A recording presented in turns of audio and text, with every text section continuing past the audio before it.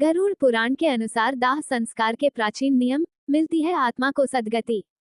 हिंदू सनातन धर्म में पार्थिव शरीर को सूर्यास्त से पूर्व दाह संस्कार करने का नियम है। सनातन धर्म में साधु को समाधि और सामान्य जनों का दाह संस्कार किया जाता है। इसके पीछे कई कारण हैं। साधु को समाधि इसलिए दी जाती है क्योंकि ध्यान और साधना से उसका शरीर एक विशेष ऊर्जा और ओरा लिए हुए होता है, इसलिए उसकी शारीरिक ऊर्जा को प्राकृतिक रूप से विसरित होने दिया जाता है। जबकि आम व्यक्ति को इसलिए दाह किया जाता है क्योंकि यदि उसकी अपने शरीर के प्रति आसक्ति बची हो तो वह छूट जाए, और दूसरा ये कि दाह संस्कार करने से यदि किसी भी प्रकार का रोग या संक्रमण हो तो वह नष्ट हो जाए। बाद में बची हुई राख या हड्डी को किसी नदी में विसर्जित कर दिया जाता है।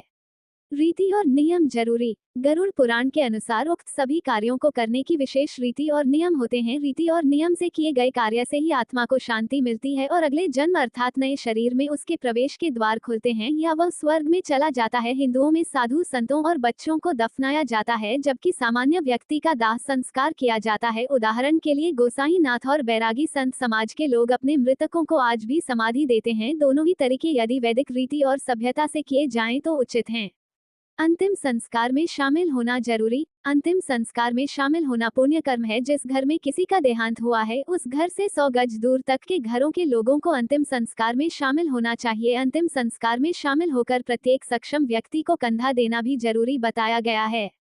पार्थिव शरीर की परिक्रमा का नियम। शमशान ले जाने से पूर्व घर पर कुटुंब के लोग मृत व्यक्ति के पार्थिव शरीर की परिक्रमा करते हैं। बाद में दाह संस्कार के समय संस्कार करने वाला व्यक्ति छेद वाले घड़े में जल लेकर चिता पर रखे पार्थिव शरीर की परिक्रमा करता है, जिसके अंत में पीछे की ओर घड़े को गिराकर फोड़ दिया जाता है।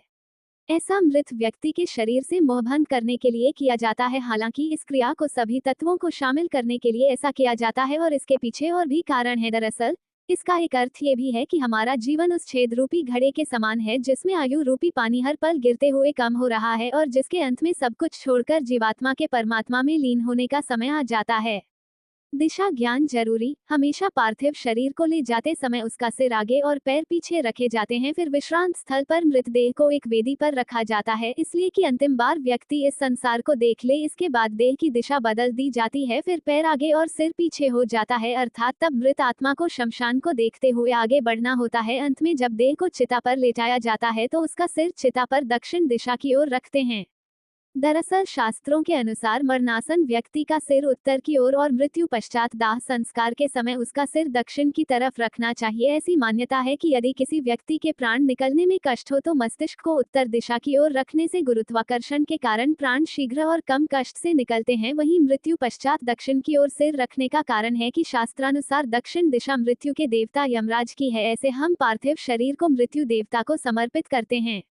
सूर्यास्त पहले दाह संस्कार। हिंदू धर्मानुसार सूर्यास्त के बाद कभी भी दाह संस्कार नहीं किया जाता है। यदि किसी की मृत्यु सूर्यास्त के बाद हुई है तो उसे अगले दिन सुबह के समय ही दाह संस्कार किए जाने का नियम है। ऐसी मान्यता है कि सूर्यास्त के बाद दाह संस्कार करने से मृतक की आत्मा को परलोक में भारी कष्ट सहना पड़ता है और अगले जन्म में उसे किसी अंग में दोष भी हो सकता है। इसके और भी कई कारण हैं। दाह संस्कार के नियम। धर्मज्ञ मानते हैं कि अच्छी तरह से लकड़ी की चिता बनाकर मृतक को उस पर लेटाकर और पूर्ण रीति रिवाज से दाह संस्कार करना ही श्रेष्ठ कर्म है। अन्य तरीके से दाह संस्कार करना धर्म विरुद्ध है। इस क्रिया को धार्मिक रीति से संपन्न करना चाहिए।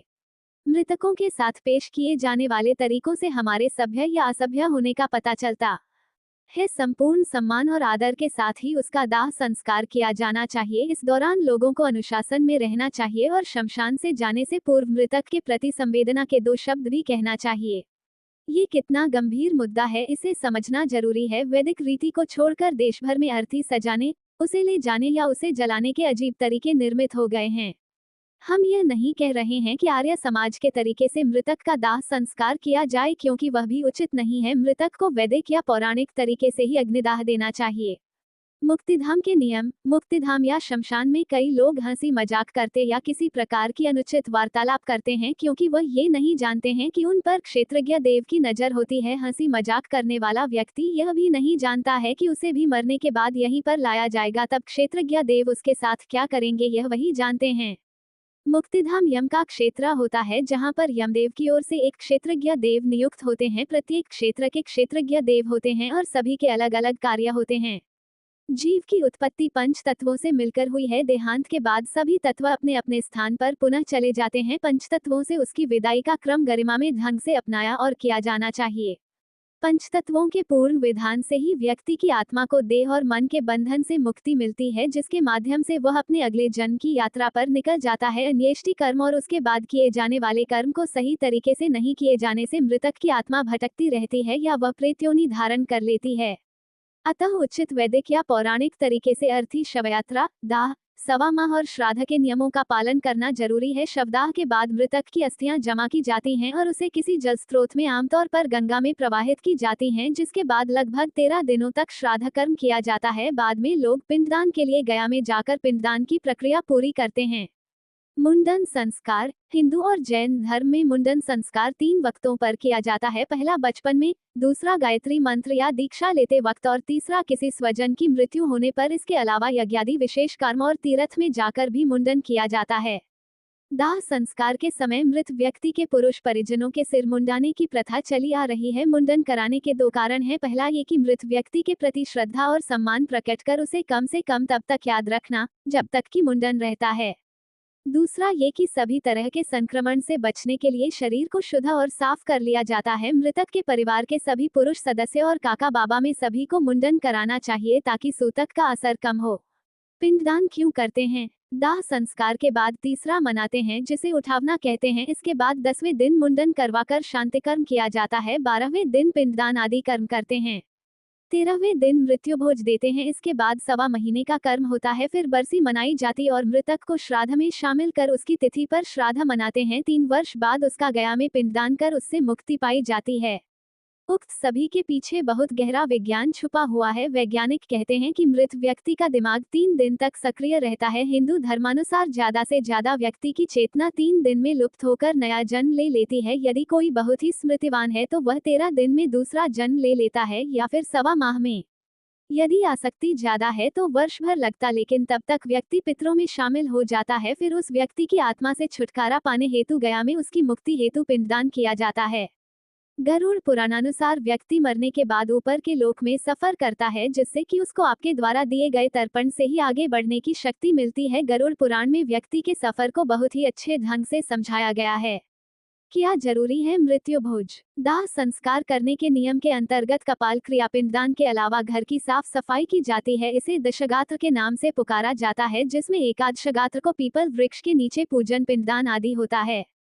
द्वादशगात्र में गंगाजल से घर पवित्र किया जाता है। फिर त्रयोदशी को सामूहिक भोज दिया जाता है।